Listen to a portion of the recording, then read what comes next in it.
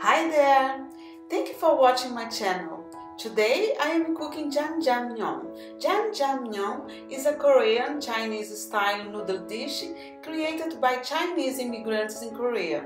It is a comfort food, made with fermented black bean paste, meat and vegetables. In this recipe, I will be using chicken thighs instead of pork. Jjamyeon is one of Esther's preferred dishes. Esther is one of my best friends. She is from Korea and I really enjoyed spending time with her, talking, laughing and eating. This video is for you, Esther, and I miss you. So I hope you enjoy it. A big hug from the south of France. Bye!